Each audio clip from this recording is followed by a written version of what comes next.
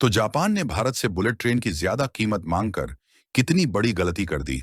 शायद इसका अंदाजा अब जापान को पता चल रहा है, क्योंकि साल 2017 में भारत ने मुंबई और अहमदाबाद के बीच 250 किलोमीटर प्रति घंटे की रफ्तार वाली बुलेट ट्रेन को दौड़ाने का डिसीजन लिया था, जिसे साल 2026 तक पूरी तरह से सेटअप कर दिया जाना था। लेकिन शायद जापान की वजह से यह बुलेट ट्रेन साल 2026 तक भी भारत में नहीं दौड़ पाएगी, क्योंकि जापान की बुलेट ट्रेन बनाने वाली कंपनी हिताची और कावासाकी की तरफ से इंडियन रेलवे से ज्यादा कीमत वसूलने की कोशिश की जा रही है। लेकिन अब भारत के रेल मिनिस्टर अश्विनी वैष्णव ने फैसला लिया है कि हम बुलेट ट्रेन को खुद ही भारत में बनाएंगे, और इसके लिए हमें विदेशी टेक्नोलॉजी की कोई जरूरत नहीं है। और यह फैसला भारत की तरफ से ऐसे समय पर लिया गया है जब जापानीज कंपनी की तरफ से बुलेट ट्रेन के लिए दाम बढ़ा दिया गया है, और जापान की बुलेट ट्रेन बनाने वाली कंपनी ने सीधा कह दिया है कि एक बुलेट ट्रेन के लिए इंडियन रेलवे को 460 करोड़ रुपए देने होंगे। तब से लेकर अब तक स्ट्रेस का माहौल छाया हुआ है, और इसीलिए भारत की आईसीएफ, जो कि भारत की इंडिपेंडेंस रेलवे प्रोडक्शन कंपनी है, ये इंजीनियस ली बुलेट ट्रेन को बनाकर दौड़ाने के लिए भरपूर प्रयास में जुट चुकी है। और जापान को शायद अब यह समझ में आ रहा है कि उन्होंने बुलेट ट्रेन के दाम को बढ़ाकर कितनी बड़ी गलती कर दी है। पूरी अपडेट क्या है, वीडियो में समझते हैं। लेकिन आगे बढ़ने से पहले भारत ने स्वदेशी तौर पर बुलेट ट्रेन बनाने का फैसला ले लिया है।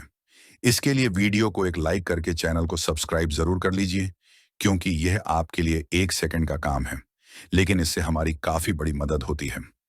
दरअसल भारत जल्द ही बुलेट ट्रेन दौड़ाने की राह पर आगे बढ़ रहा है, जो कि भारत का एक हाई स्पीड रेल प्रोजेक्ट है, क्योंकि इसके लिए भारत में मुंबई और अहमदाबाद के बीच ट्रैक बिछाया जा रहा है, जिसका 80% काम पूरा भी हो चुका है।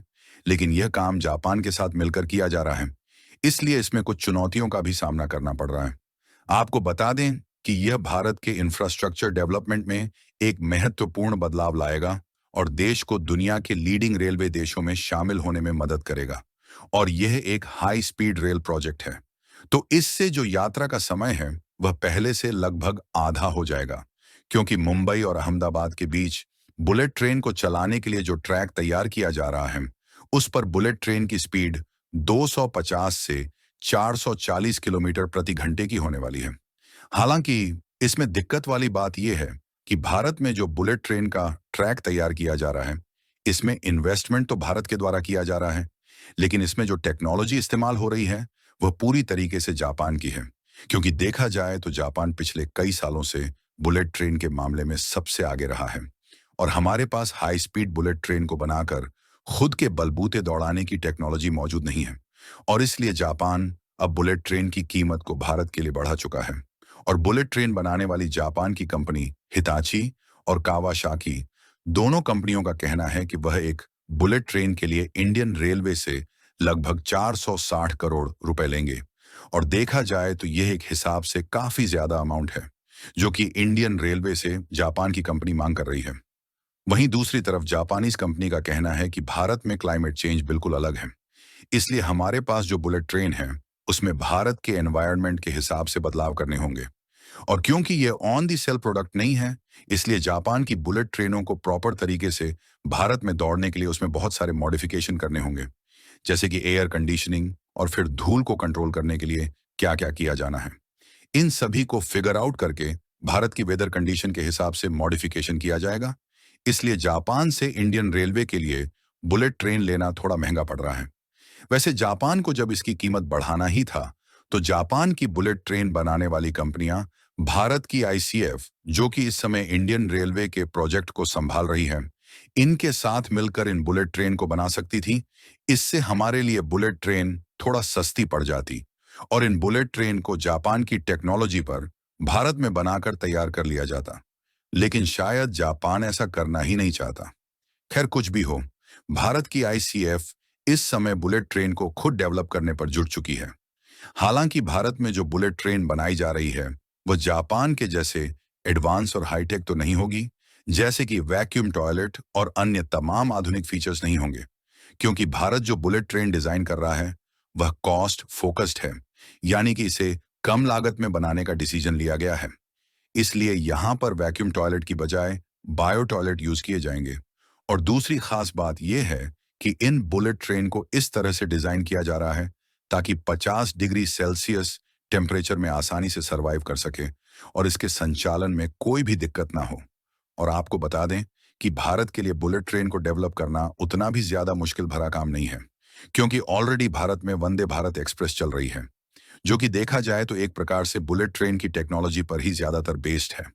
और कमाल की बात यह है कि यह भारत की पहली सेमी हाई स्पीड ट्रेन है और इसे मेक इन इंडिया पहल के तहत भारतीय रेलवे के इंजीनियरों और वैज्ञानिकों द्वारा विकसित किया गया है। और इसे मात्र 18 महीने के समय अंतराल में भारत की आईसीएफ यानी कि इंटीग्रल कोच फैक्ट्री ने खुद भारत में स्वदेशी तौर पर डिजाइन और डेवलप करके तैयार कर लिया। और इसमें ऐसी कोई भी टेक्नोलॉजी का इस्तेमाल नहीं किया गया है जिसके लिए हमें जापान या फिर किसी अन्य देश के सामने हाथ फैलाना पड़ा हो। लेकिन इसमें मैग्नेटिक फील्ड वाली टेक्नोलॉजी का उपयोग नहीं किया गया है, जिससे इसकी जो अधिकतम रफ्तार है वह 180 किलोमीटर प्रति घंटा है। यानी कि इसे हाई स्पीड रेल प्रोजेक्ट के तहत अभी नहीं माना जा रहा है।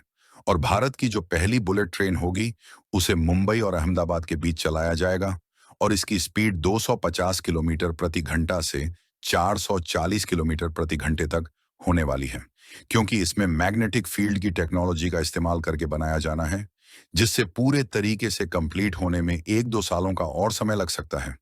और भारत इतने तक ही सीमित नहीं रहने वाला, बल्कि जल्द ही अंडर सी यानी कि समुद्र के अंदर से बुलेट ट्रेन को चलाने के लिए टनल के निर्माण का काम भी शुरू होने जा रहा है। और इस तरीके के अंडर वाटर टनल का निर्माण लगभग 10 मंजिलें की गहराई में किया जाएगा, जिसमें कोशिश यह रहेगी कि भारत और यूएई के बीच एक ऐसा अंडर वाटर टनल तैयार किया जाए जिसमें बुलेट ट्रेन सीधे रास्ते के साथ ट्रेवल कर सके। हालांकि यह इतना भी आसान नहीं है, इसलिए शायद हमें विदेशी कंपनियों की भी मदद लेनी पड़ेगी, फिर चाहे भले ही इन्वेस्टमेंट ज्यादा ही क्यों ना हो, क्योंकि इस तरीके के प्रोजेक्ट में सिक्योरिटी का भी विशेष ध्यान रखा जाना सबसे ज्यादा जरूरी है। और भारत जिस तेजी के साथ बुलेट ट्रेन पर खुद काम कर रहा है, उससे हाल ही में जब G20 समिट में भारतीय प्रधानमंत्री गए थे तो जापान के द्वारा बुलेट ट्रेन की चर्चा की गई। और यदि हमें बुलेट ट्रेन को 1-2 सालों के अंदर दौड़ाना है तो जापान की मदद लेनी पड़ेगी, अन्यथा हम साल 2028 तक खुद के बलबूते बुलेट ट्रेन चला सकेंगे। बाकी आपको क्या लगता है कि हमें जापान से बुलेट ट्रेन खरीदनी चाहिए या फिर खुद बनाने पर फोकस करना चाहिए? अपनी राय कमेंट में जरूर बताएं और इस वीडियो को एक लाइक करके अपने मित्रों तक शेयर जरूर करें ताकि उन्हें भी जानकारी मिल सके। इसी तरह और भी नॉलेजेबल वीडियो देखने के लिए चैनल को सब्सक्राइब जरूर कर लें। शुक्रिया।